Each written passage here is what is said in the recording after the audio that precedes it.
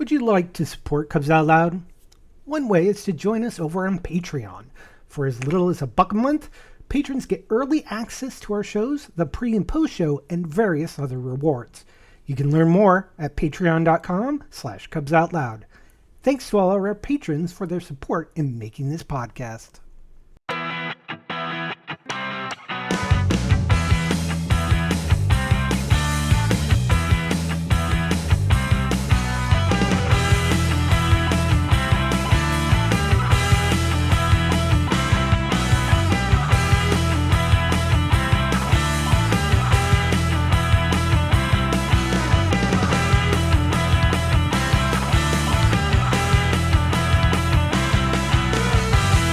It's Sunday, October 12th, 2025. I'm Jeff. Who's your bear? That's right. I am your bear. I'm Damon. I don't brew the tea, I just serve it. And that makes me Gary. Everyone else is thinking it, and I just say it. Welcome to Cubs Out Loud, the Bear Podcast of Indeterminate Length, episode number 802. And welcome our special guest, Sutter. Welcome back to the show. Yay! We can't Surprise, hear you. everybody! Hi, it's been a while. It's been a while. Apparently, I forgot how to do it. I should have loaded the sound clip I did for you. See, here it is. I actually got it. This room is a pigsty, and you're a dirty pig boy. That's an oldie. That is an oldie. Lord. Oh my. I don't know. PTSD. I don't know if you. I don't know if you would pick that nowadays, but here we are. Yeah. Welcome to the world. Welcome. So Thanks. Gary, how did you drag him back here? Ooh. So I have some questions for everybody out there. Have you ever wondered what it's like to wear a mascot costume? And if you like depictions of anthropomorphic animals, does that automatically make you a furry? And what the heck even is a furry? And that is how we got Shutter, aka Chester, to come back to the show. Because it's Furries 101. It's a long time coming. As we have talked about in the iterations of the podcast over the years, we talk about stuff that we don't know about, and we have special guests come on. And in this case, we brought back somebody that we love dearly who may know a thing or two about this. At least I think I do. I pretend I do. So yeah, Is there a test? there's some thing. What's No. that? Should I Did you bring up say, a is there Google a Doc to take notes? No. No, but so this is an interesting thing for me in that I have known folks who are in the furry community for a number of years, and yet I don't know if I know that much. I feel like I know some things, but I don't know necessarily other stuff. So I was like, why not talk about it for just like a general baseline perspective on what it is, what it means, that kind of stuff, you know? And why not have somebody who has multi-hyphenated crossed over into several realms? That's a good way to put it.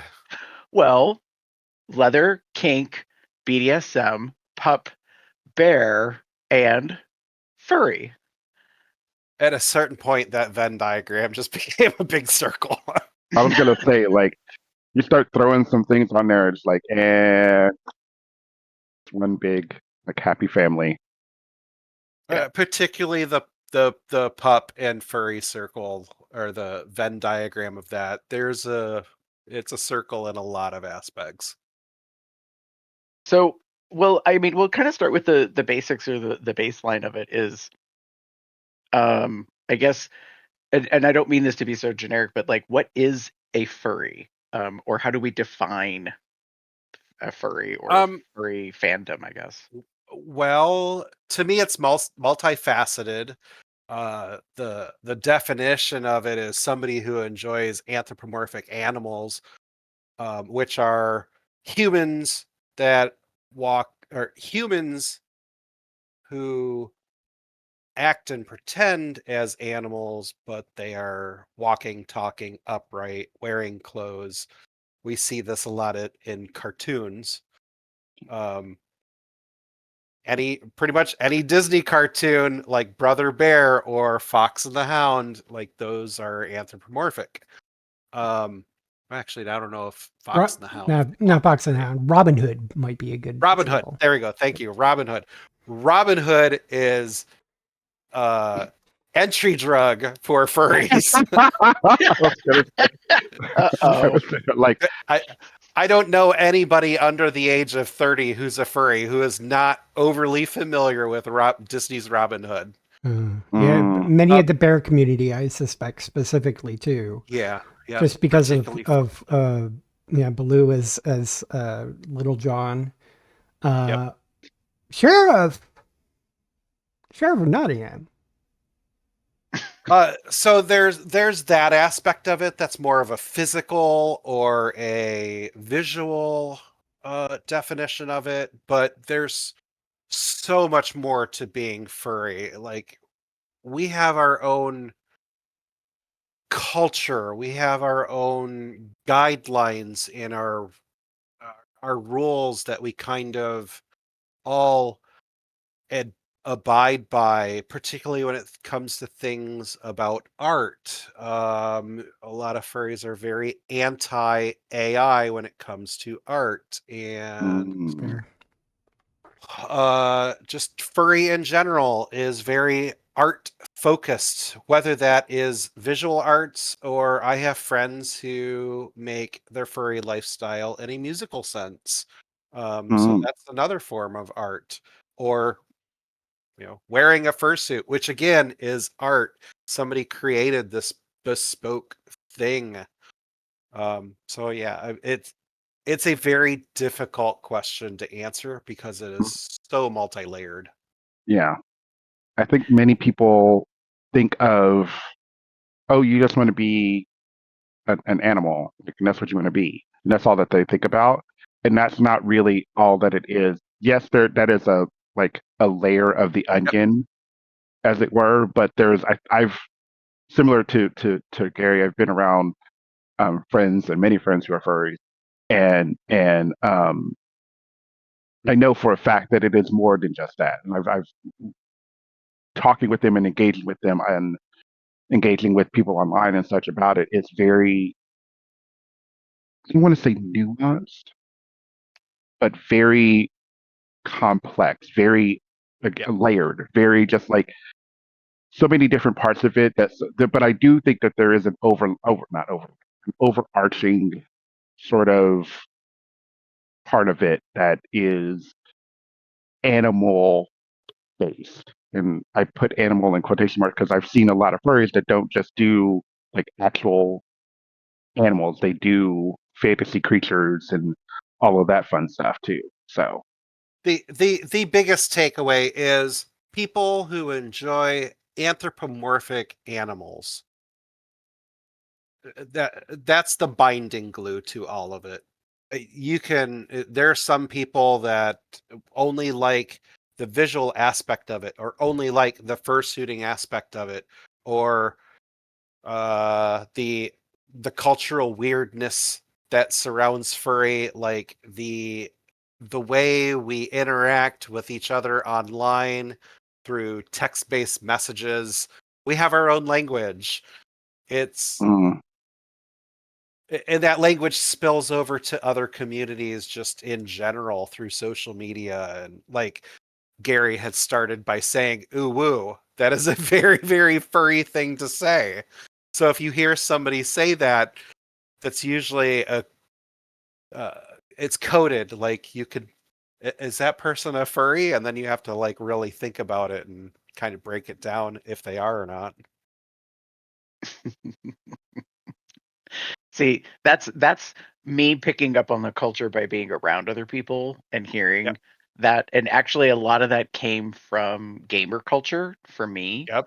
Um, I've had friends that were into gaming and streaming, and they're all in the furry community. So watching someone stream a game or play games with others that they're streaming, and then just watching the chat and seeing um, the culture as it arises and the memes and the jokes and the things it could say, and all that kind of stuff. So there's some things that you kind of pick up on.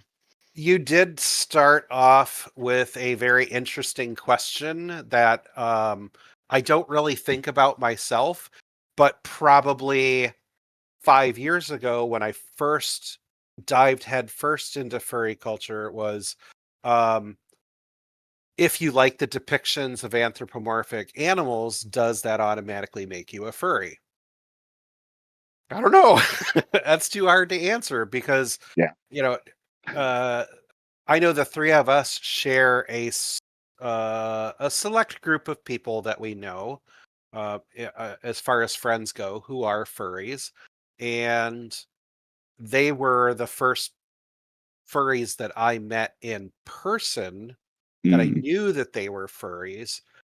But even knowing them and knowing that they were furries, I never questioned if I were a furry myself, and never delved into it with them. I just figured this is another facet of their life that they do. Um, Now that I'm more ingrained in the culture, I realize that they have a very specific and select reason for them being furries, and it kind of ends there. Whereas other people, it's an entire lifestyle. For them, it's not so much a lifestyle. It's just a small facet of who they are. Right. So I think I'm gonna kind of make a statement of like a comparative. I think to your point about the question that I was asking, like if you like depictions of anthropomorphic animals, does it make you a furry? To me, that's kind of like people who look at like pictures of men who are hirsute, who are hairy, who are bearded, maybe they have a belly, maybe they have a bigger build. Does that make you a bear? Not necessarily. You just may like that depiction. Yep. Um, in some ways, I think there are parallels between furry culture and bear culture, like bear community. By that, I mean there's a vocabulary, there's a language, there's a culture, Yep. there's um, groups, there's activities, there's events, there's um, dynamics of behavior, Hmm. and how all of that comes together. Some of it crosses over, some of it doesn't, and yet it is very uniquely its own standalone. Yeah. Um, If you are totally unfamiliar with that culture, and you're around that group of people, you would look at us like there's something wrong with us. They are complete outsiders. But amongst ourselves, we totally get it. We totally click with each other. And we just have a good time with it. That Hmm. isn't to say an outsider can't have a good time with it, because there's plenty of times where I'll be out in fursuit with my friends in public, and for the most part, people out in the public really get a kick out of it. They love it. They want to interact with us and get pictures and stuff, and they have a good time with it. But they also don't bother to ask those questions like, why do you do, well, a lot of them do that. They will ask, why do you do this? And my answer back to them, we're just out here having fun. And then we go about our business. Right. yeah. You've brought it up a couple of times so far. So, what is a fursuit? A fursuit is a wearable costume of your fursona. Your fursona is your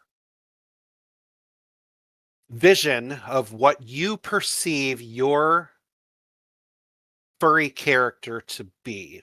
So This here is my fursuit head. I am a bear dog. As you know, I'm in the puppy culture. I'm in the bear culture. I decided to make my fursona a bear dog. And it's interesting when people ask me questions about my fursona or the way that it looks, why I have things about it the way that I do. I have blue stripes because it's one of my favorite colors. I have stripes because it makes me unique in a bear and a dog looking character. I have green eyes for reasons. But the one thing that I do have that's very specific to me is my hair. My tuft of hair is blonde, just like when I normally do have hair and not shaved. I do have a blonde tuft in my hair. Mm. So fursuits can come in many different aspects. At I don't want to put like this is. I don't want to sound like I'm gatekeeping, but for the most part, amongst the community, you are a fursuiter if you have, at the very least, a head. From there, people call them partials, where you add in paws or an arm piece or a tail, or you can have foot paws. And Mm-hmm. then there are people who have head to toe bodysuits of their character, and it Yeah. covers every single inch of them. And then again, this is a cultural thing where you will find people divided on what is considered a fursuit, what is not considered a Mm. fursuit. To me, if you have at least a head, you have a fursuit. Right. I will probably Yeah. get flack from that from people who think the complete opposite, that you need to be Yeah. head to toe covered. Yeah. But- Well, That's my opinion. yeah, I mean, the thing I know is from going to some events that friends of mine are at. I agree that there's a thought as far as like how you apply the labels, but I know that I don't necessarily see everybody in a full suit, like from head to toe. In fact, more often than not, especially at a con, there's I guess the pieces. Like so Mhm. they have paws on their feet or hands, lots of tails of varying kinds. Um, ears are a big thing. Yeah. So like there's different aspects of that. And I think there's some conventionality to it. Um, so for those that aren't quite sure of like what we're talking about, especially if you're listening, um, a fursuit, like a full suit, is like a mascot that you see for like a brand, especially you see them Yep. a lot for sports teams. Sports Yeah. teams, yep. So the thing is, if you've never worn one, they get very hot. Yes. So like body temperature regulation is a big thing. So I get why people may not run around in a full suit all the time. In fact, Right. one of the most interesting things about going to an event, especially a con, is seeing the people who carry their heads Yep. like under their arm and they walk around without their head on and the rest of their suit. Like, and it's not disturbing. It's just it's one of those things that like you just kind of know, like, yeah, like you're trying to like, Yeah. not overheat or, Got cool a off. bit And they stuffy in there. do well, Yeah. and the community has, really embraced technology. So like you can Mhm. have cooling water vests Yeah. and like all these, mechanisms and stuff. So Yeah. there's a lot of aspects to it. I was at actually Cincinnati Pride back in June, and right before the course was about to perform, one of the someone that was in their suit, I saw them like walking around, and I was like, "How the hell are you walking around?" Because it was close to 90 degrees, if not more so, that day, and we were outside near the river. And I remember them coming into the area where we near the stage, because when it was one of the few shaded areas there, and I saw them take their head off, and we were asking did they need water, because it was clear that they were trying to cool down, and they didn't. they had their own water, but I had an extra bottle, so they took that and they were happy to take that. And they mentioned like the fact that they do have a cooling vest on. They didn't show us, but I was like, yeah, that makes sense, but still, I I I appreciate the effort, but and the thing was they weren't the only one I saw. I saw, but The there's many reasons why somebody would not have a full suit. I think for the most part, if you are a furry who wants to be in a fursuit, your ultimate goal is to be in a head to toe hmm full fursuit. But there's so many factors that go into that. As already discussed, the heat factor. You are wearing fake fur, and that's what you can see on the outside. On the inside of this, though, it's lined with neoprene to soak up sweat.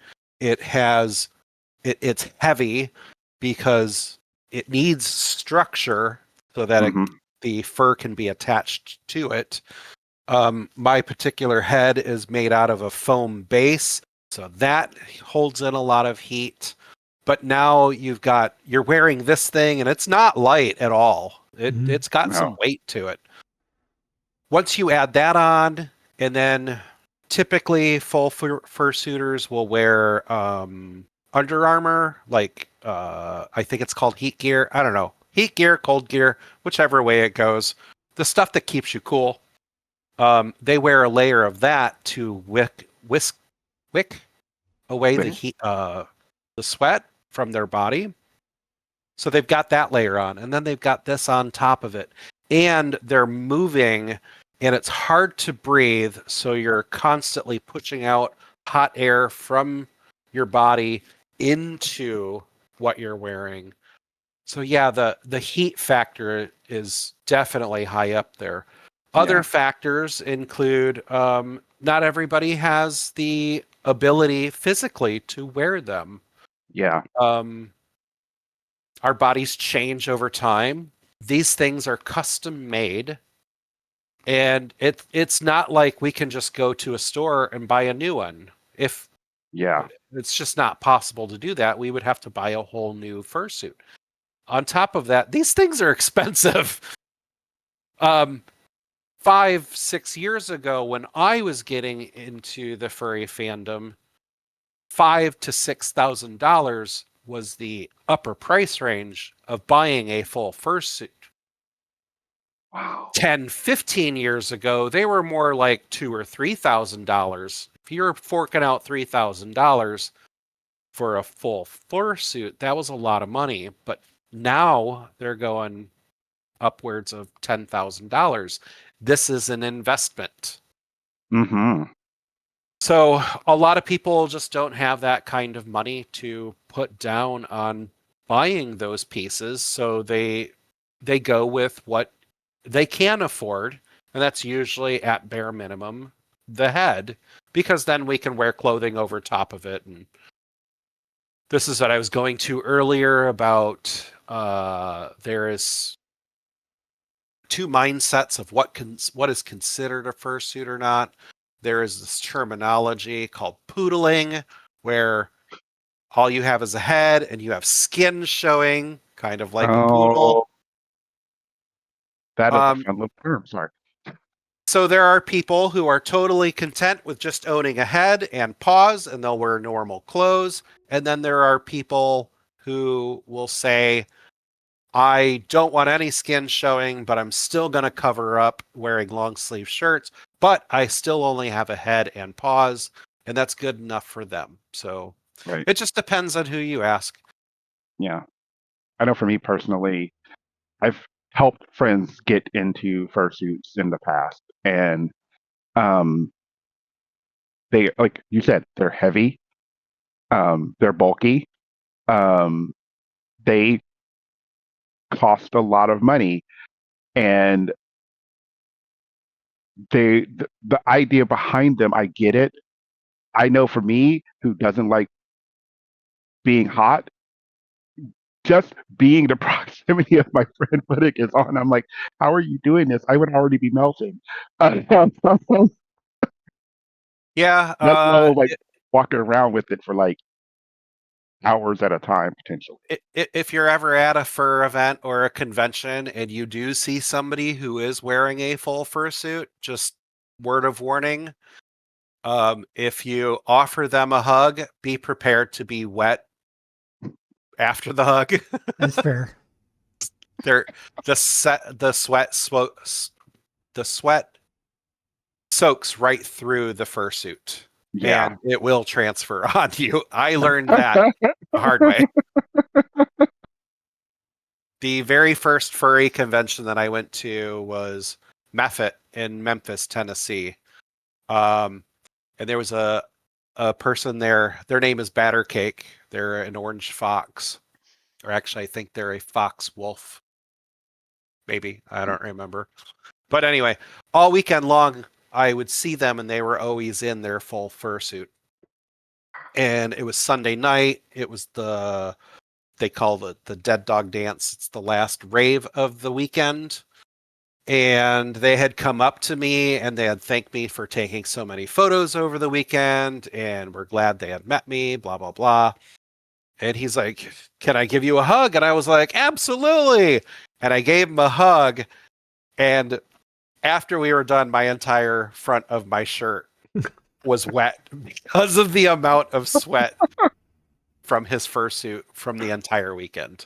And I'm like, oh, I guess it's a thing for furries. Yeah.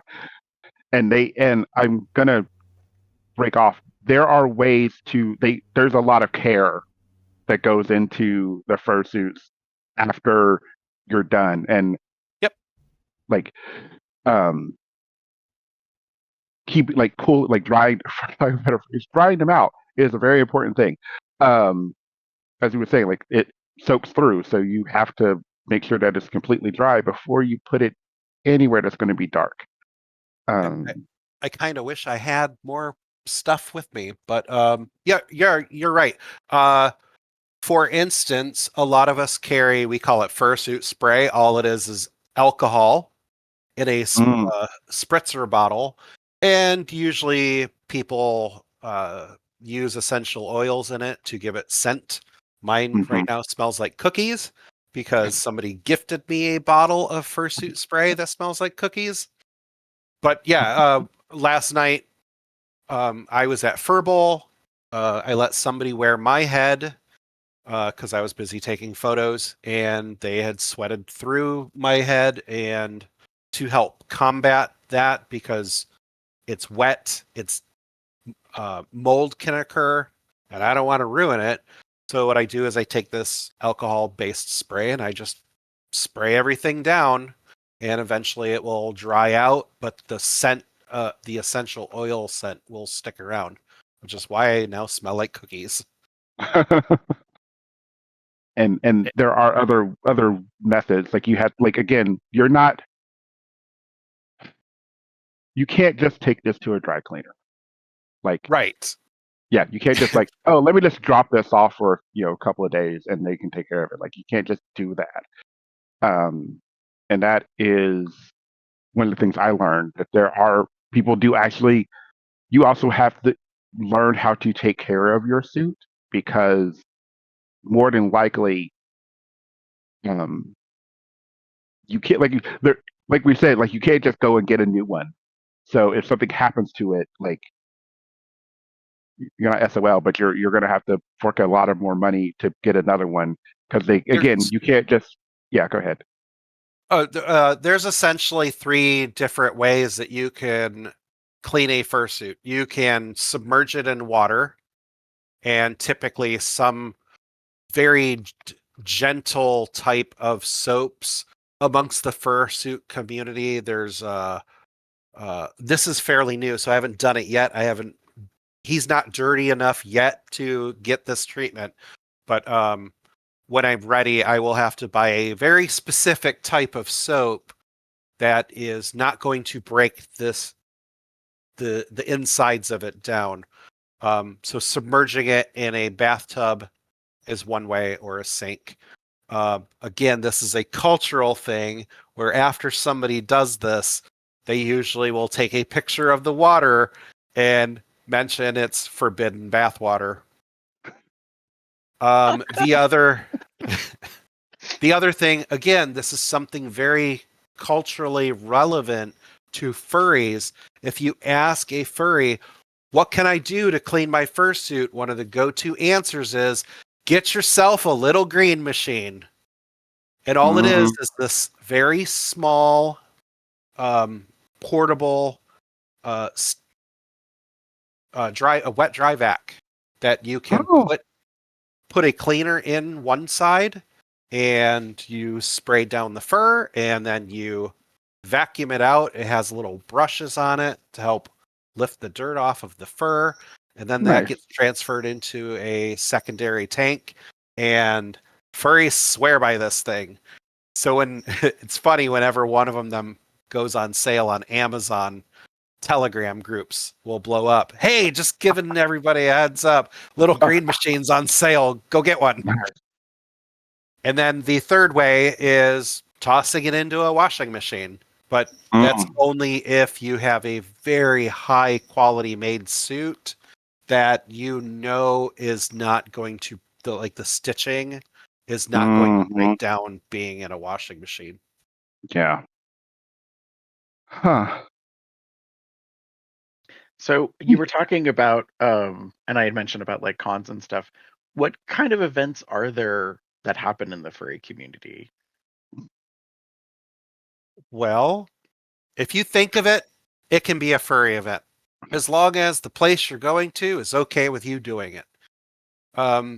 In the local furry community here, based in Columbus and Ohio at large, and even people in Pittsburgh, because I've done things there, I put on fursuiting events, and I have my own standards or guidelines that I keep to myself. One, people have to be allowed to fursuit at them. Two, they have to be some relatively inexpensive, because I don't want someone to ever feel left out because they can't afford it. And three, whatever activity we're doing has to be an activity that anyone can do, even if you have mobility issues. So I often put on fur bowls. I do those about every 10 to 12 weeks, and it is exactly what it sounds like. It is furries who are bowling. So watching people in full fursuits whipping a bowling ball down an alley is a fun time. Other events.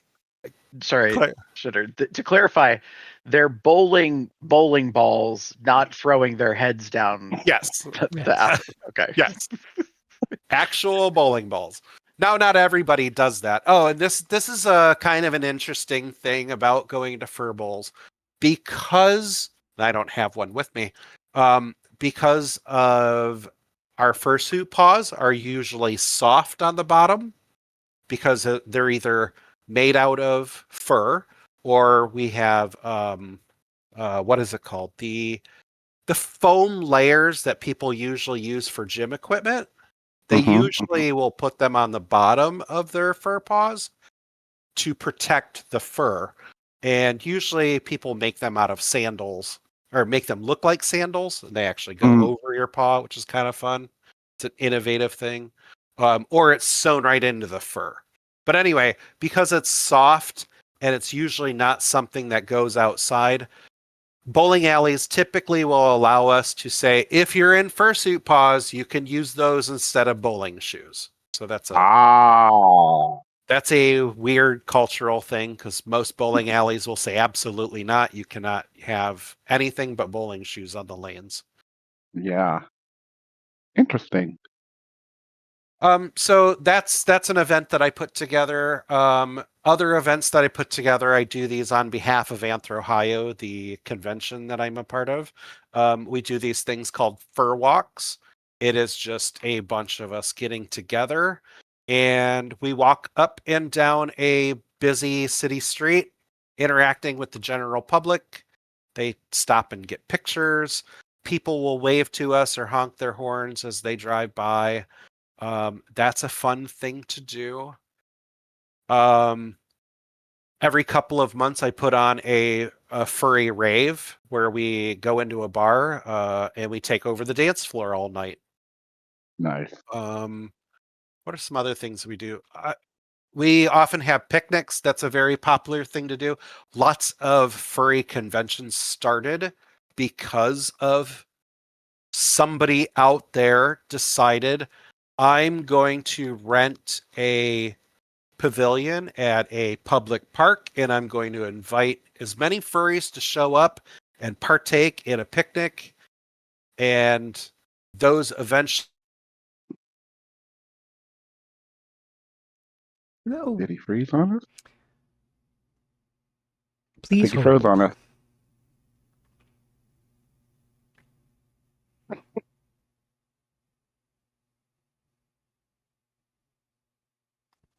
Yay for internet.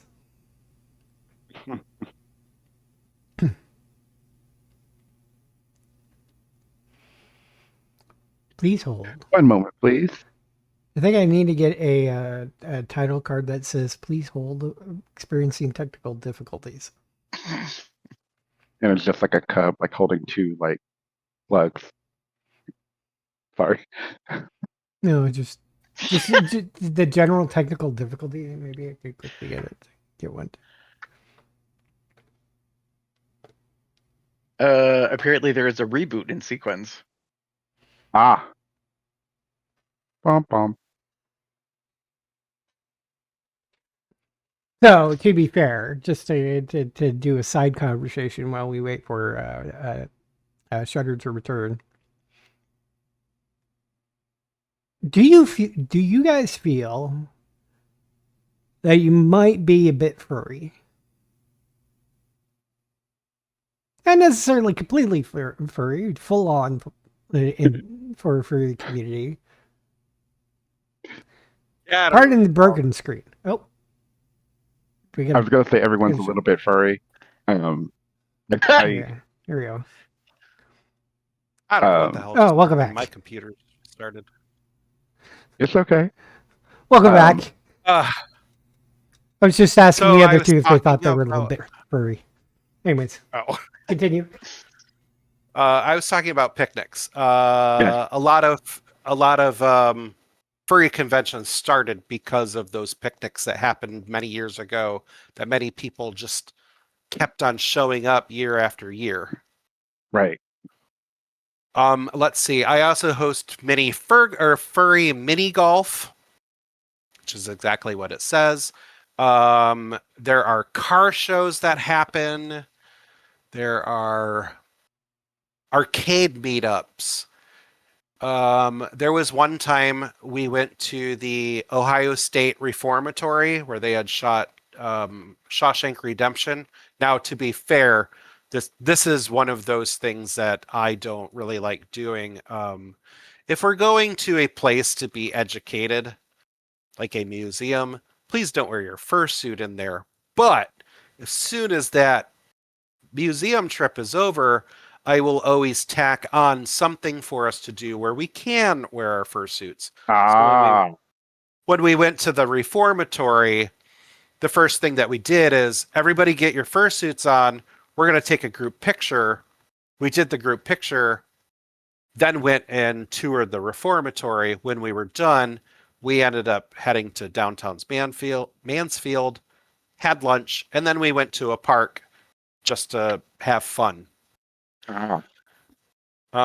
Yeah, there's all sorts of things that can be done at conventions. There are some conventions that the city loves having the convention there so much that local businesses or attractions will invite attendees of that convention, and they'll be like, if you're here for this, come over and visit us and bring your badge. We'll give you a discount. Mm. To two places that stick out in my mind that do that. The first one is called FWA Furry Weekend Atlanta, where the Atlanta Aquarium allows people to show up in fursuits during the weekend of FWA. And in Pittsburgh, where Anthrocon is hosted, the city of Pittsburgh absolutely loves Anthrocon being there, and lots of the downtown businesses welcome them. And unfortunately, I forgot the name of the business, but they are the ones who run the ferries up and down the Allegheny River. But during Anthrocon, they have 5 or 6 furry cruises where furries take over the riverboat, the ferry, and they love it. They get a kick out of it. They love it so much that during the evening they'll do a sunset cruise where they will serve alcohol and have dance music playing during the trip. And it's just a stupid amount of fun. Okay. Yeah. So, since you mentioned about alcohol, is the furry community considered exclusively adult? No, absolutely not. There are plenty of children who are they're very much into the wearing a costume, wearing ears or masks. I know that a lot of the very young generation right now, teenagers, they're very into Therian. And I can't really talk about that because I don't know enough about it. But it is another aspect of being furry that I just don't have enough knowledge about to feel comfortable talking about. But there are plenty of people of all ages. It runs the gamut. 2 years ago at Anthro, Ohio, our guest of honor 2 years ago or last year, the years run together. One of our guests of honor was the moms of furries.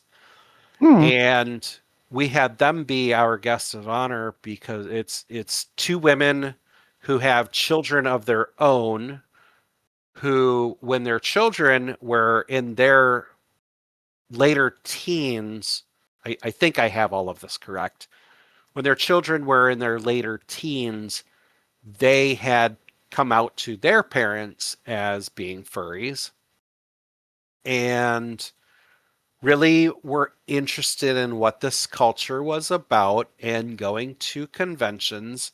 And the 2 of them, I'm not quite sure how they met, but the 2 of them ended up being at a convention together, and they decided, we see an opportunity here for us to be the mothers that we are.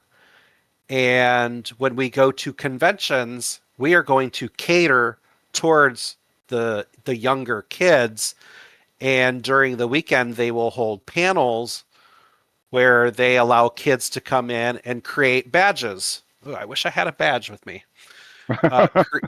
Create a fursona badge, and it's basically it. Uh-oh. See, I wish I was a bit more prepared. Nope, I've got one right here. So this is a persona badge. It has my name on it, and it has my character. The reasons why it's a wings is because it was fairy themed.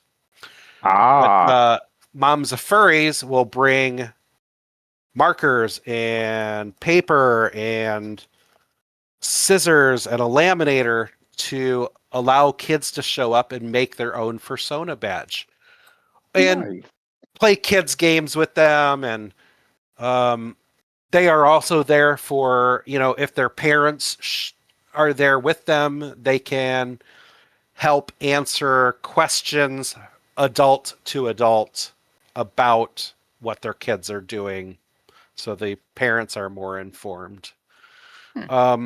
Most conventions, even this extends to cosplay conventions too, not just furries, but if you are underage, you have to have certain consent forms signed by your parents, depending on your age. And also, you're only allowed to be in certain places if you're under a certain age. So while it is an all ages community, we still are hyper aware that there are adults, and a lot of furries are adult in nature, particularly when it comes to adult activities such as Right. sex. Right. Yeah. Okay. Since you said the 3-letter word, Okay. I'm going to go with this first. Are there gay furries? I mean, it's kind of a given at this point. It's... Yes, obviously. I like how well, David's no, like, hello. I say that obviously in that way because from my understanding, a lot of the furry community was based out of queer communities. Mm, Just as puppy play was, it was based out of queer leather communities.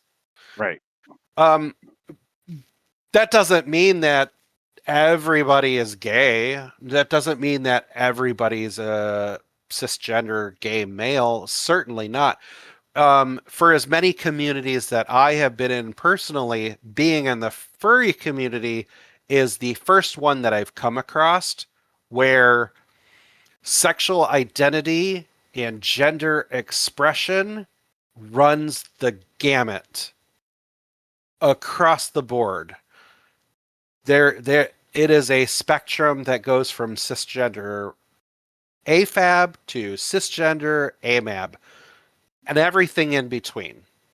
Mhm. Same thing when it comes to their sexual expression. You have everyone going from a range of 100% asexual. They do not have any sexual interest, whether physical or visual or auditory, I guess, to people who that is the only reason why they are here is to have as much sex with other furries as possible.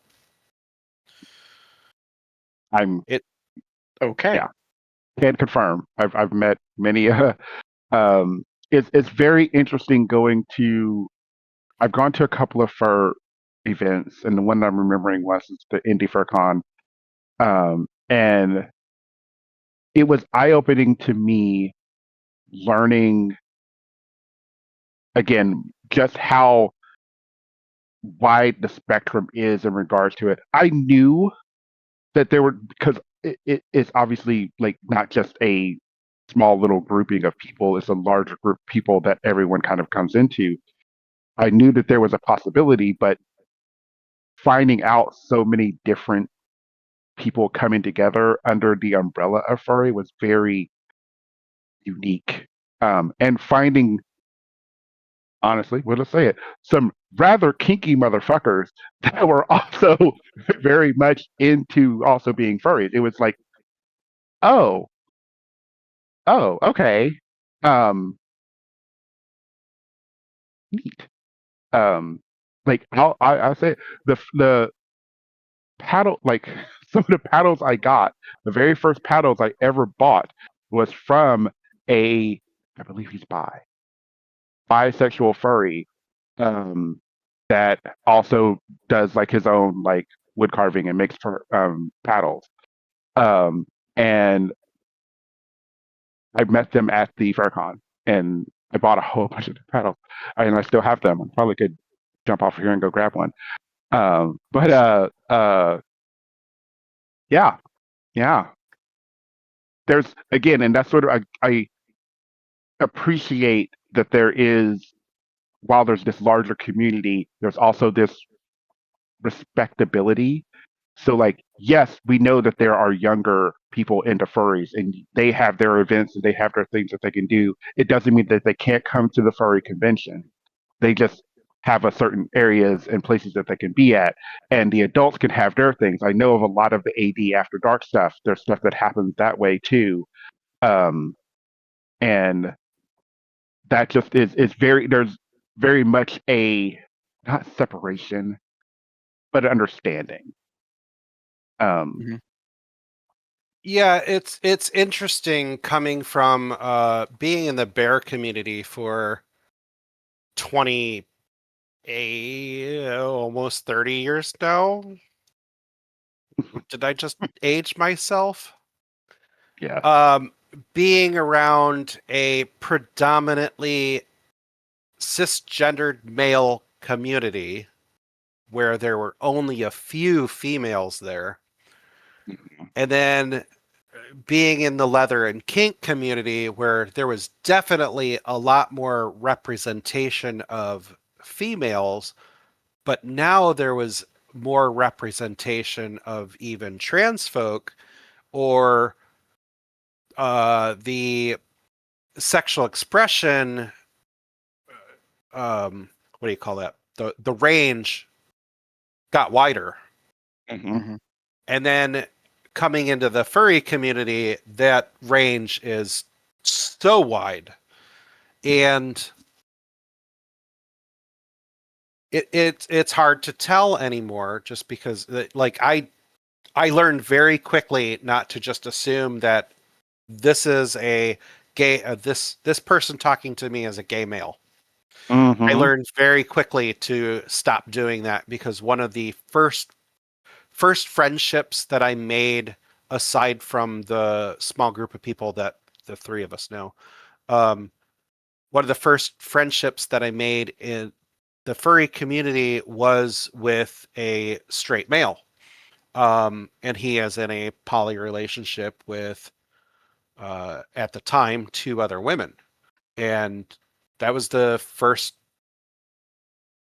it was eye opening because I'm not used to that coming from the other communities. And I never questioned it. He told me right off the bat, and I was like, oh, okay, cool. And, we went about our business, and it was just, it never had occurred to me. Mhm. But then again, I never really questioned it. Like, I don't question what people's relationship is or their gender or their sexual Yeah. orientation or anything like that. I wait until they offer that information to me. Yeah. That's just it's information that I I don't feel it's my responsibility to make that decision for them. I wait till they tell me. Yeah. That's That fair. went off tangent. Sorry. No, no, no. It that was one of the things I was remembering. Like again, going back to cons I've gone to. For some, the furry community allowed them an opportunity to play with different genders and different identity than their normal persona, as it were, their normal reality, and that was, like you said, eye opening, because for Yeah. some it is a, I won't say gateway, but it became sort of their way of showing an expression of something that they wouldn't normally do, maybe even potentially had personal feelings to do, but use the furry identity as an opportunity to explore it further without actually going through some of those things. No, Um, and that makes that's a really good point because this is again something that's very popular in the fur community, and I'm not even sure why, other than my assumption is they are trying to push some boundary about gender, but there's a lot of people that go to furry conventions and will wear maids dresses, and I'm laughing at that because I find it cute and funny and it's humorous to me. But I think I don't know. I've never bothered to ask anybody why do you do this because again, I don't care as long as it makes them happy. But I have a feeling part of it is just they want to push that boundary of their gender expression. mhm, And if that's what they want to do, by all means, if it makes you happy. And I'm sure there's people like the straight friend that I know, he will occasionally wear a maid's dress. And I'm pretty sure for him, it is because it's a humorous factor. Right. Which is a big part of being furry. We find everything funny. We poke fun of everything. Well, so I'm wondering about that, like Shutter. Like, do you think the community has this subversive aspect to it that it intentionally is trying to like make a broader human society like kind of turn its head and realize, like, to quote and like often mentioned, like, international famous drag queen, we are all born naked and the rest is drag, like that, like how you perceive yourself, how you project yourself into the world, like it's all just like play. And so like a piece of that in the community is kind of like, you're pretty fucking silly, look at how silly you are, by Yeah. like pushing these things out there, so to speak. I think that does have a lot to do with it. I know for me, it has a lot to do with it that this brings me joy to wear only because I like getting the rise out of other people when they see me in public wearing it. I'm not doing it in a manner of trying to piss people off because there are those people. It's more so of when we're walking. The fur walk is a very good example because we do interact with so much of the public that they will see us walking down the street, and typically during these fur walks I'm at the front because I'm leading it, and I'm not wearing this because I can't see shit when I wear it, but I will be leading it and making sure that people on the sidewalk know that there's 150 people behind me. They can't see where they're going. Be careful, or I'm pushing those stupid scooters out of the way. But oftentimes we will come up to a restaurant or a group of people standing there, and I will interact with them, and I'll be like, "Hey, have you guys seen my dog?" And they'll be like, "No, what does it look like?" And I'm like, "It's 6 foot tall and it's orange." And then they turn around behind me and see a friend of mine in their fursuit, 6 foot tall orange dog, and they think it's funny and they get a laugh, and that brings me joy because I made somebody else laugh. And that does it for me, is I'm just trying to have fun with it. And I guess to answer your question, um, I'm doing it because it brings me joy. And at the end of the day, I don't really give a shit what this other person thinks of me because my life does not rotate around their opinion of me. Mm-hmm. To answer your question. No, I mean, but I do think that there is this like very playful nature about the furry community. I mean, in a way, I think my genuine effect on me, and I don't know if I've talked to you about this, Shutter. I don't know if I've said anything necessarily on the podcast. I have now been to 2 years of Anthro. At least two, yes. Yes. Um, and so the running joke is like some people that we know have seen me there, and they're like, "Oh my god, like it's surprised to see you," because they know me from the bear community. So they're just like, and then They're invariably, dumbfounded at first, like, what the fuck are you doing here? well, and then on top of it, invariably it's like, "Are you a furry?" Yeah. So, but the one thing that I have always gotten out of it, especially the cons specifically, is I'm a big people watcher. So I just like kind of take a spot, and I like either stand in the line to go into like the vendor mart, or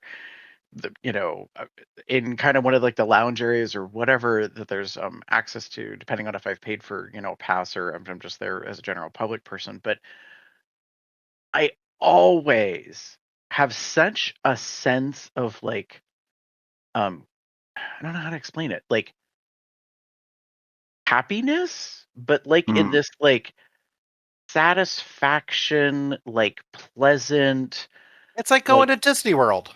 Hmm. Kind I of. mean, No, yeah. well, I mean, when you go to an amusement park or a theme park like that, there's just this vibe that all of those people are there enjoying the same thing, and it just automatically elevates your mood.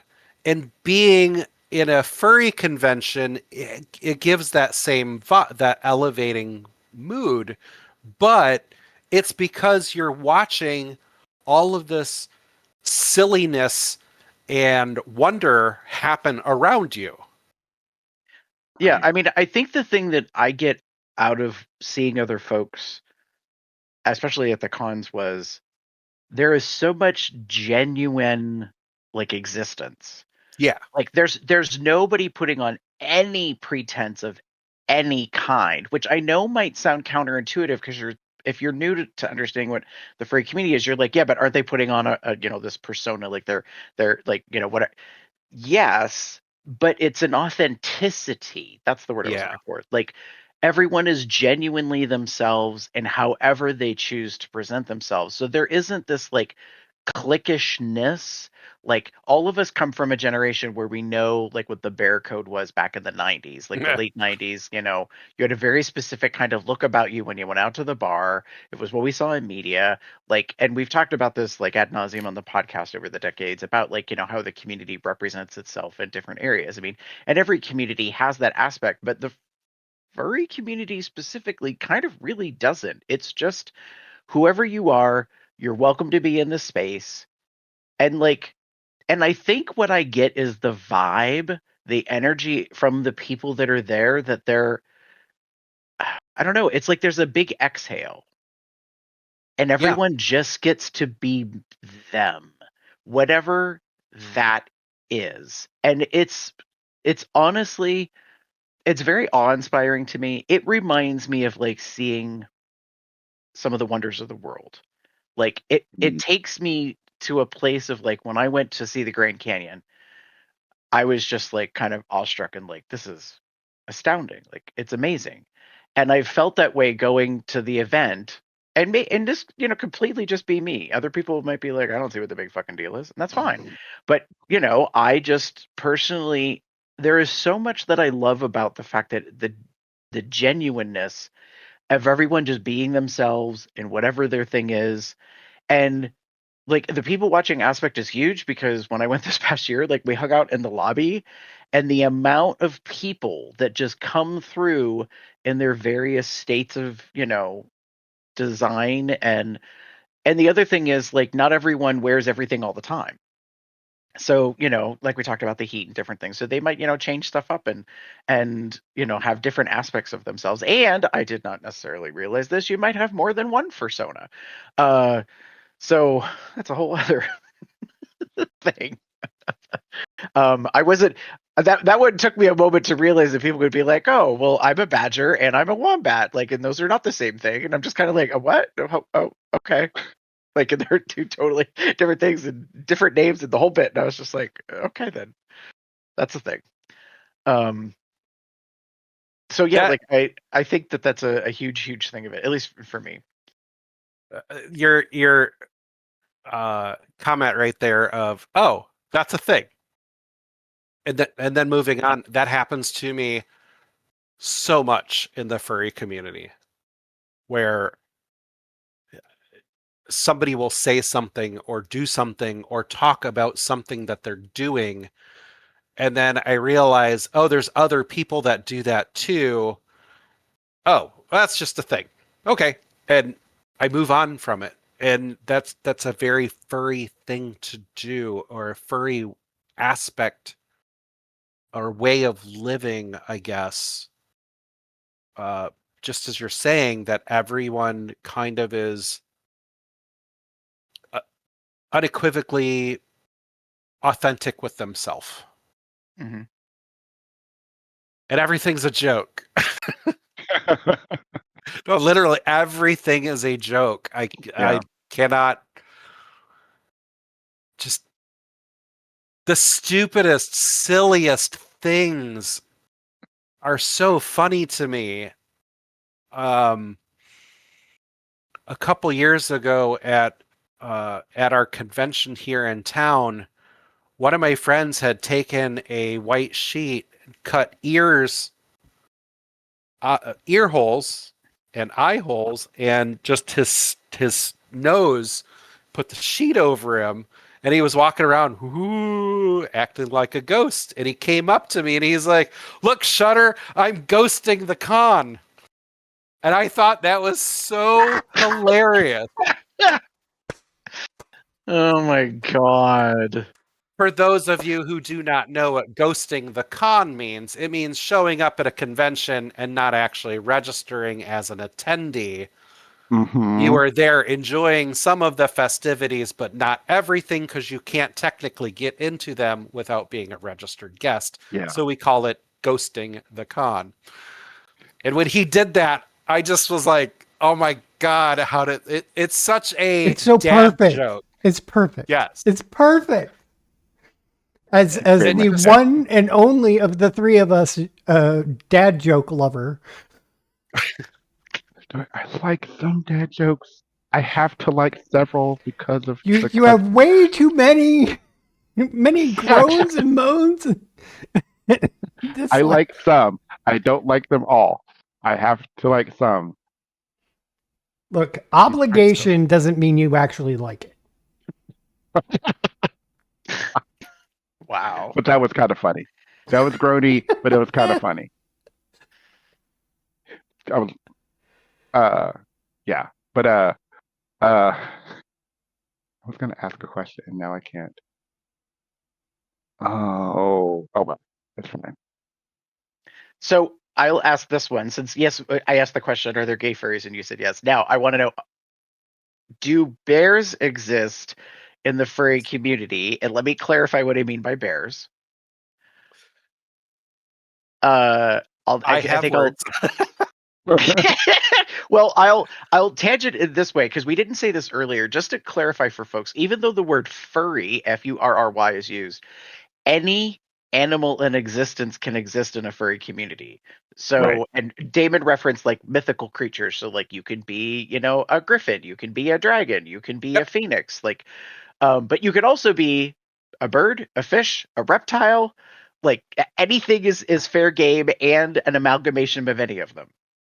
Right. So that will even extend beyond actual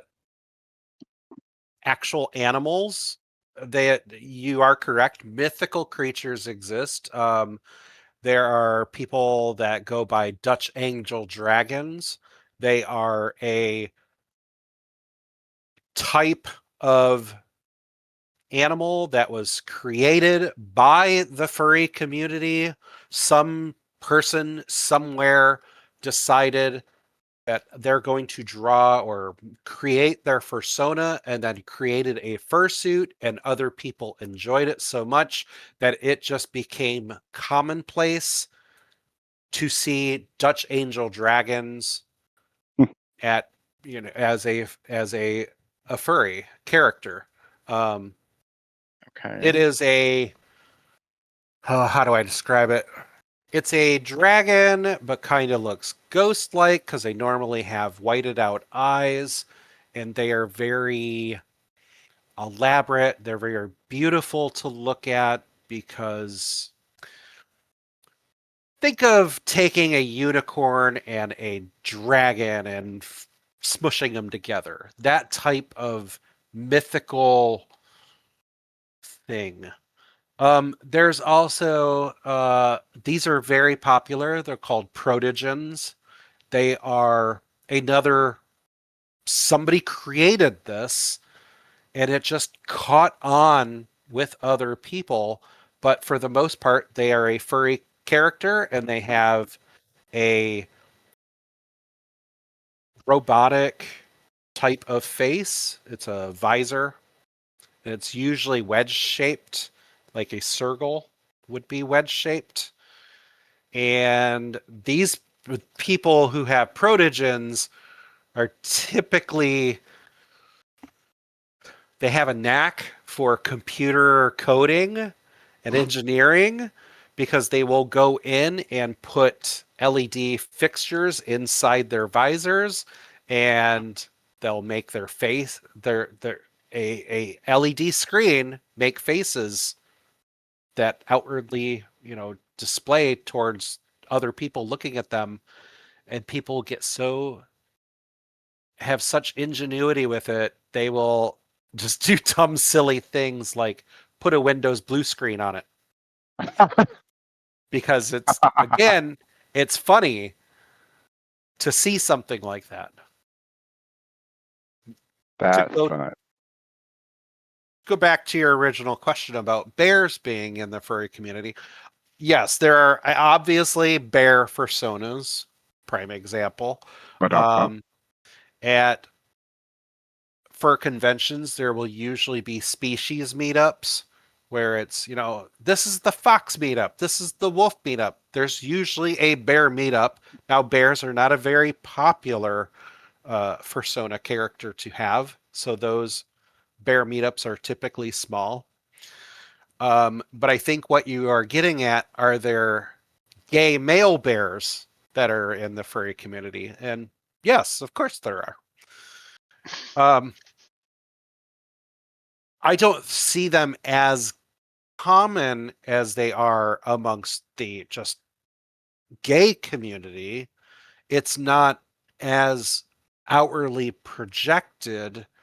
I know that when I go to, say, Anthrocon, I will typically wear my Bear Pride flag as a cape so that other bears can recognize it.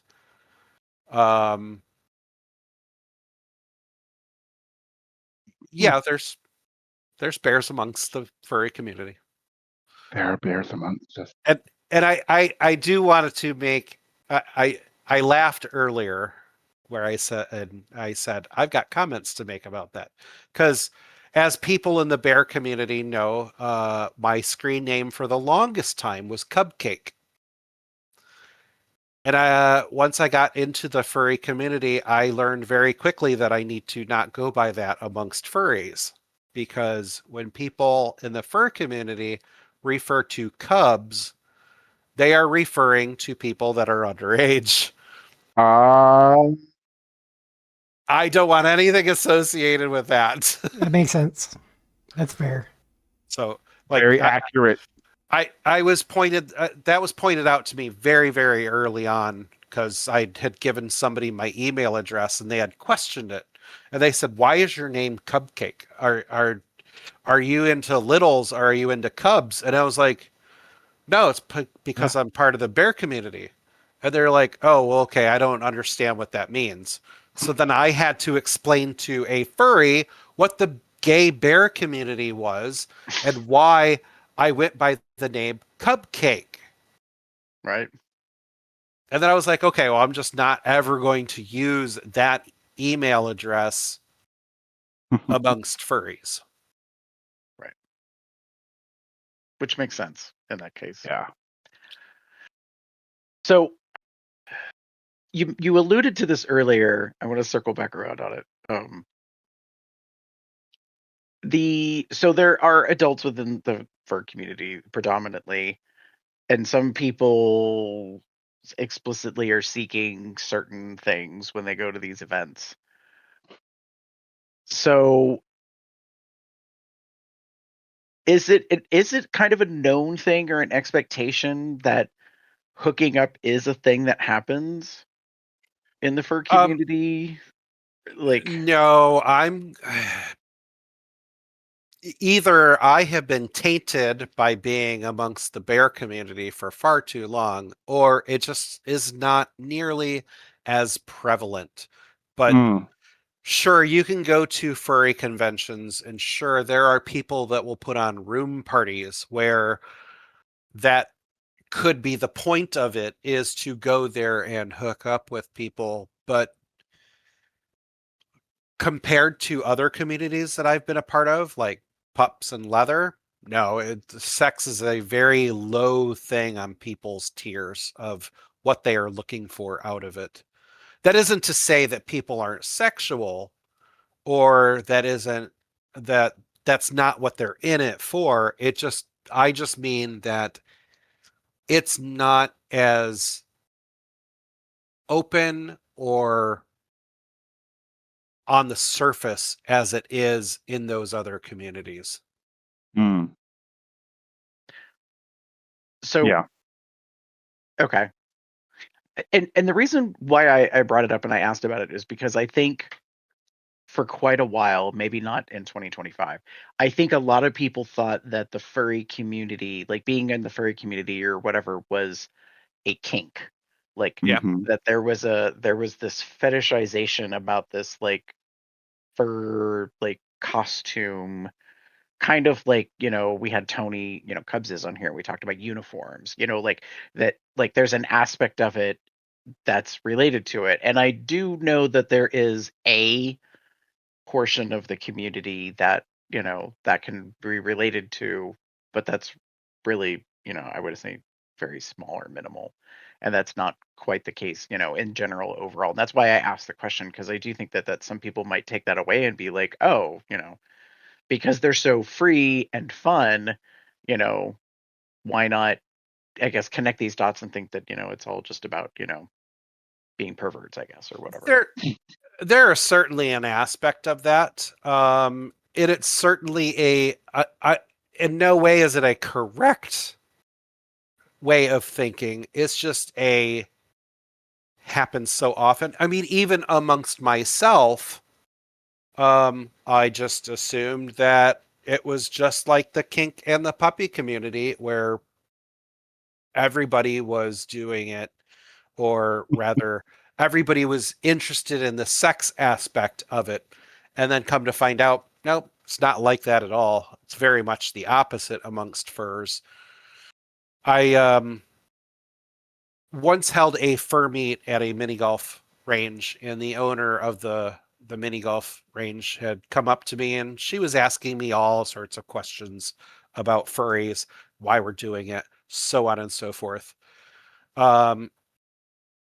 And she ended up leaving, coming back like half hour later, started asking me more questions.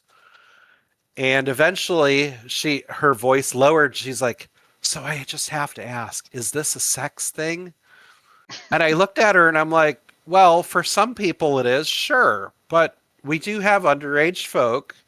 And, I hope they are, if they're in their teens, I hope they're responsible about it.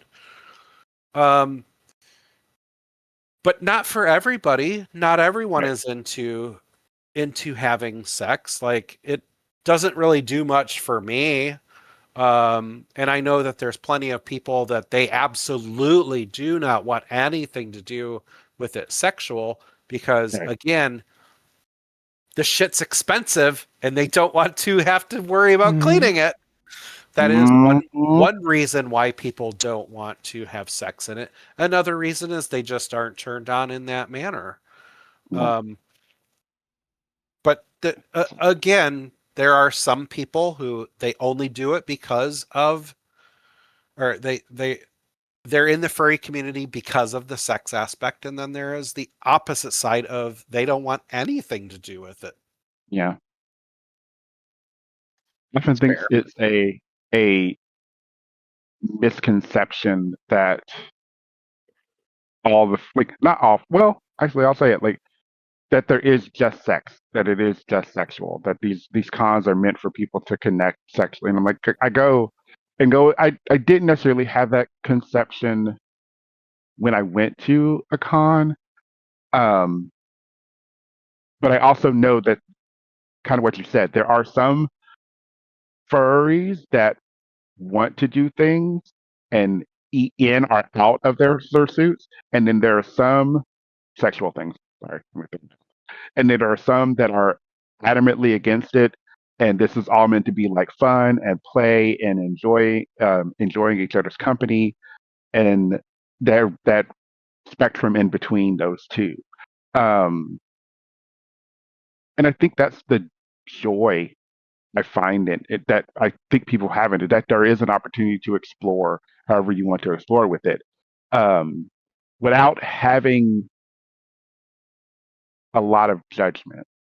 Yeah. Yeah. So It's since it's like that with any community, any outsider who does not understand it will just assume that you're a deviant. Therefore, Hmm.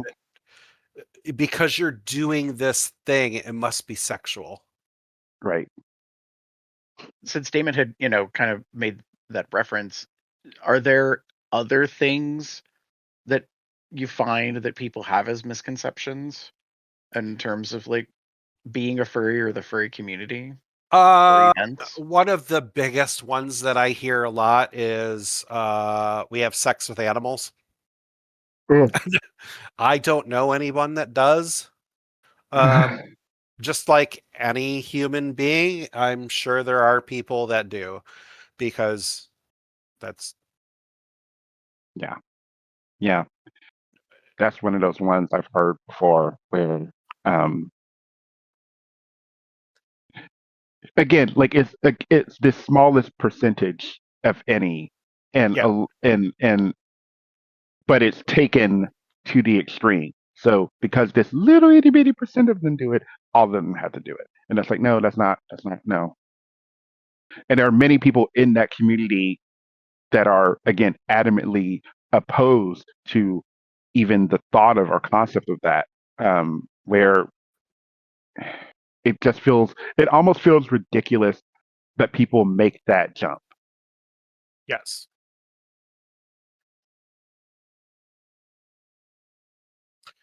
So I wanted to let you know, Shutter, in the live chat while we're streaming, Payson Harris, aka Rugger, said, "I haven't seen Shutter in ages. It's good to see him again." Oh. And he also said, "I had that problem when I once said I like short little cubs." Oh dear. I razz one of my friends who runs our registration department for our convention.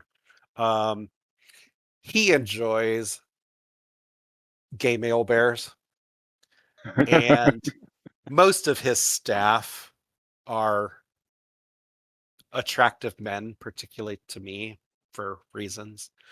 And I always give him, like, I make fun of him, and I call his department the Bear Brigade, or I'll call it the Cub Club. And when I call it Cub Club, he's like, "Don't call it that."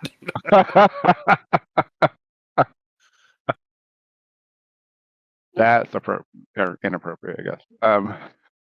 Um, yeah, yeah. I can see the challenges in that. So, we've covered quite a bit of ground, um, in terms of things. Something just popped in my mind that I have a question about, but I don't know if there really is an answer. In certain communities, food tends to be a thing. Um, I learned quickly with puppies that bones and puppy chow become a whole thing. Yep. So, is there something like that for the furry community? Is there a thing that they really kind of latch onto? Well, I thought you were going to go a different route with this question when you brought up food. Okay. But to answer your question, no. I mean, because furries are animals, um, most people find bone jokes funny. Or they will walk around with a stuffed bone. Um, we're starting to get into territory of this is borderline kink or something just somewhat specific to furry culture. Micro macro is a thing where they like size difference. Vor is a thing. Inflatables are a thing. That's where I thought you were going to go with this Oh, question, was about vor. Ah, No, that's well, but I Strange, get that. strange that we were talking it. about It that earlier. start you're with something like that. It's skirting along kink related hmm Mhm. for furries. Not that any of those three things that I just mentioned are specific to furry. It just happens to be prevalent amongst hmm furries, or rather, furries know it exists. Not saying Yeah. furries are all furries are into it. That's not at all Yeah. what I Yeah. meant. Just Yeah. Yeah. most furries know those things exist. Well, so I guess this is kind of where I was wondering. I have a presumption, but it's because of my connection or my conduit, I guess, to the furry community. Like in the gamer community, caffeine and sugary snack things are like infamous. Like it's all about like the energy high you get out of that. I So think I I see did where you're going. so I'm wondering, is like that a thing within the furry community like as well? Um, I, I'm not a psychologist or a psychiatrist, but I am an anthropologist, and I do look at cultures and the way a community and groups of people operate amongst themselves. And Mm, there are a lot of similarities between gamer culture and furries, particularly when it comes to food and beverage. Uh, Furries love chicken nuggets. They love pizza. They love Monster energy drinks. They love chocolate milk, or at least yucky in milk. the sense of chalky milk, in the sense of when they talk about those types of things, they do so in the same way a gamer would. Uh, can't wait to have Monster. Can't wait to have chicken nuggies. Can't wait to have chalky milk. Whether they actually love those things or not, I don't really know. I haven't asked them, but it's definitely part of the culture, just Mm. as it is in the gamer community. All right, so this is a wild question. If I was going to set up a trap at a fur con, would I put out a tray of chalky milk and chicken nugs? Fine. Like, is that how I capture? You know, I trap a furry. Um, I wouldn't necessarily say no, or like if it were me and I was trying to do that, I wouldn't. That's not how I would go about it. Mm. Um, that's a fun question. Well, so here's what I'm imagining, and I really shouldn't be discussing this on a public platform that goes around the world, but I just have this vision of a box with the infamous stick and a string and a sign that says "Not a furry trap," and then put like a thing of chocolate milk No, in but it and chicken nuggets, and just like leave it as a prop at the con. To me, that would be funny, So, but so what like you're not for saying me, is, not if in you the were community. Wile E. Coyote, how would you catch a furry? but Nice. see, that's again thinking of that. If you were to show up at a fur convention and do that, that is 100% a furry thing to do. And people would be all over it because they would go up there, particularly fursuiters, they would go up there and look at it like, what? Not a fur trap? No, this can't be. And they would, go over the top with their gesturing and make hmm sure that people around them knew that they were inquisitive about this. I'm going to look into it more. What is this box? And they'll stick their head into it. That is absolutely 100% a furry thing to do, and I guarantee you would catch a furry. Gotta catch 'em all. There's like I cannot express enough how silly and stupid and innovative people are with the things that they do at furry conventions. I have a friend who is an otter, and he showed up at a furry convention one year in a fisherman's outfit and a fishing pole and a fake fish on the end of that fishing pole, and stood above everybody and was trying to lure people to grab the fish from the fishing pole. I'm currently trying to find a picture of this because it is quite humorous to have seen this in person. I mean, I agree with you that I have seen what you're talking about, like the silliness aspect of the community, that, you know, there really is like no such thing as taking it serious Yeah. from that point. And I'm sure there's plenty more that we could dive into in terms of like the community and what it means and how it does things. Nice. You just sent me the picture. Um, it's so silly. So anything else you would like us to go over before we wrap up here? I would say to people that are listening, if you catch wind of a furry meetup or a furry convention happening in your area, go check it out.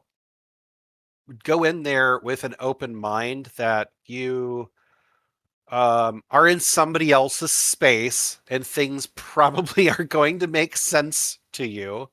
So this is a good point to make.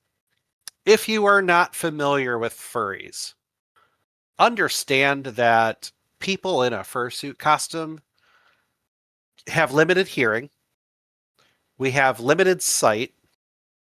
And if you come up to us and we don't know who you are and you try and hug us, we don't know what your intention is going to be. So be vocal, be visual, ask. I mean, this just goes for anybody. Ask to touch them or to give them a hug. Don't just go up to us and smack our nose because you think it's funny, because that shit hurts.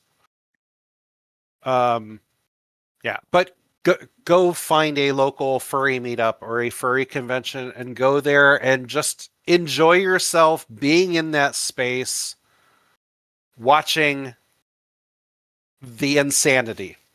Because there's no other way that I can put it, because it is going to be insanity for you, because you have no idea what to expect and literally anything can happen.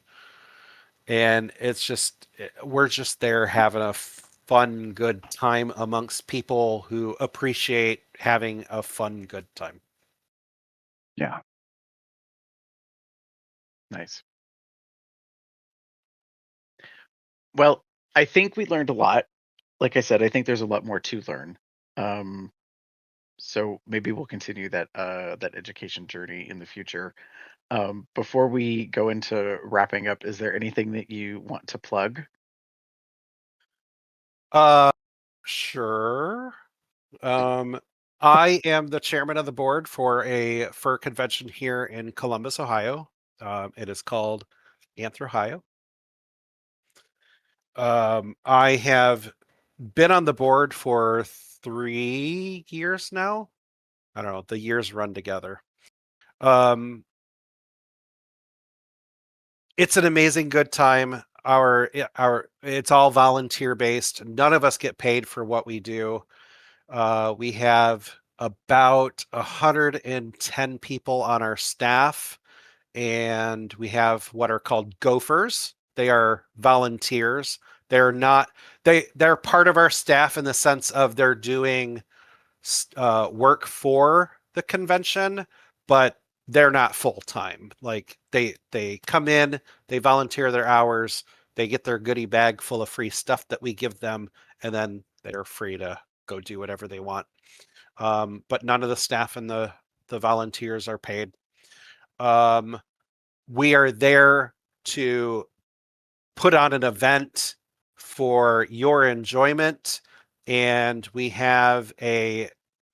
always have a charity that is on site that we encourage you to donate money to. We do a charitable auction at the end of the weekend that people donate goods to, and then we auction those items off. Usually it's artwork or other bespoke handmade items, or sometimes it's a fursuit. Somebody put in time and energy to make a fursuit.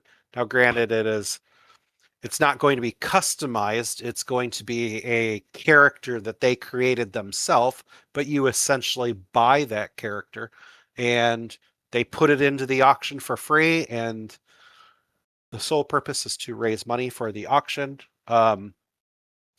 Last year, I foolishly put out publicly that if somebody donates a large sum of money to our charity, I will shave my head on stage. And that happened, hence me not having any hair. It's okay. I don't mind it. It was for a good cause, and it actually saves me money by not going to a barber. But our convention is May 22nd through the 24th of 2026. Like I said, it's here in Columbus, Ohio, at the Hilton. We really do try and go out of our way to make sure our attendees have a good time. I believe that's Memorial Day weekend. Memorial Day weekend, yep. Okay. So here's the big question, and you probably can't answer this, and that's okay. When do people register to go to the event? Our registration opens soon, because I can't tell the exact date yet because it's not made public. Soon. So if you are in the furry community and you are listening to this, our DJ applications are for our nightly dances are open. Our panel applications, if you would like to host a panel or a meetup during the convention, those are open. Or if you are a dealer who creates furry merchandise as your main source of income and you want to come and vend at our convention, those applications are open. The hotel reservation block and the registration for the convention will be opening soon. Yeah. Our website is anthrohio.org. That's ANTHROHIO.org.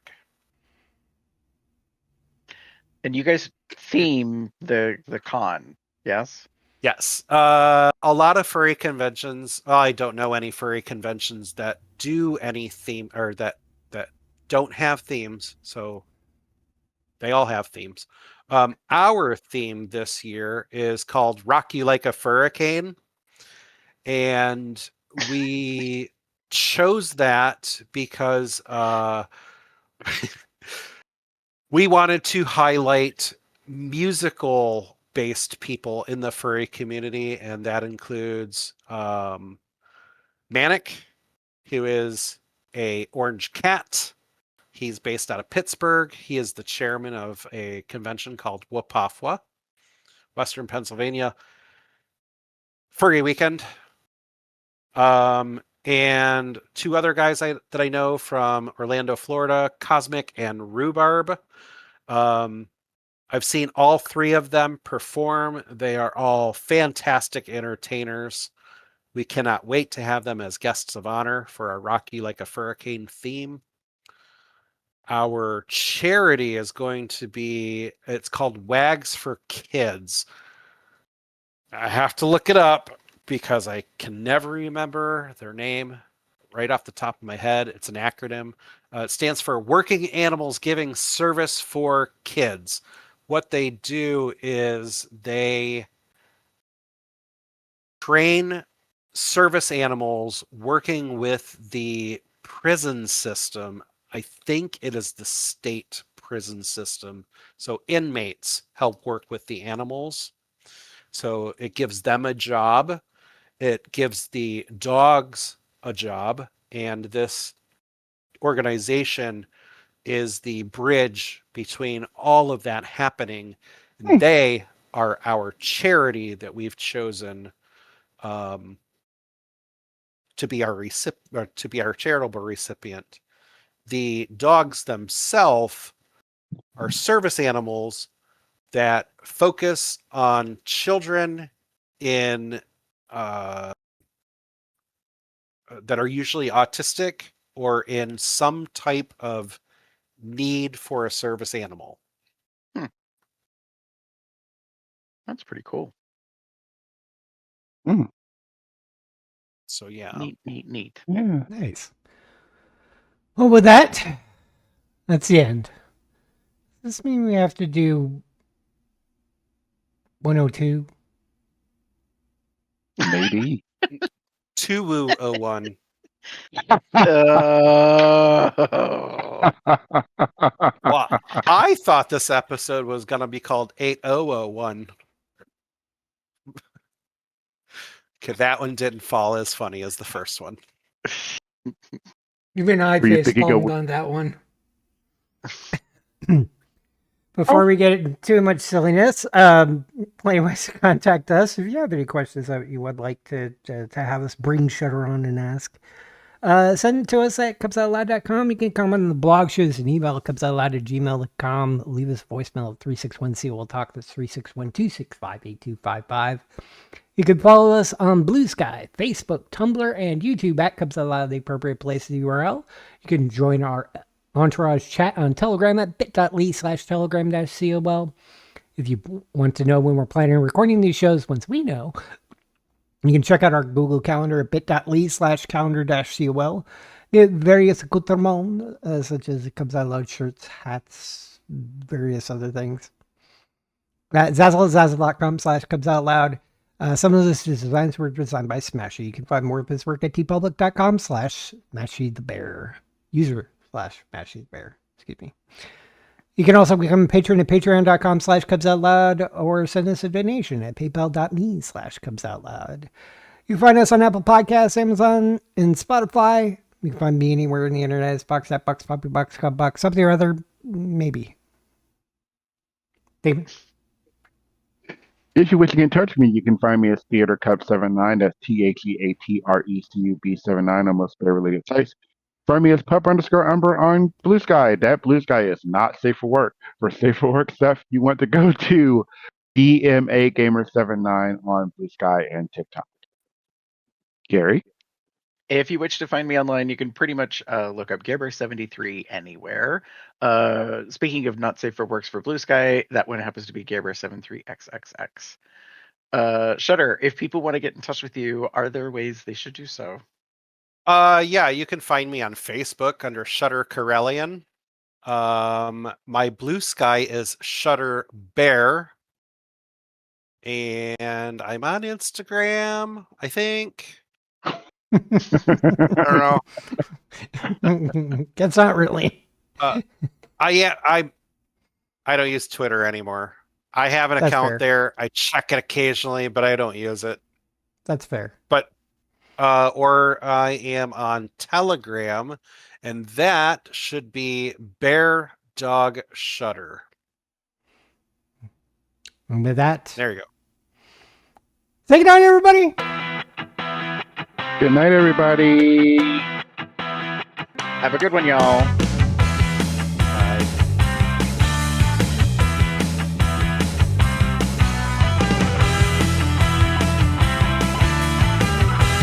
I forgot how much work this is. Touch rating it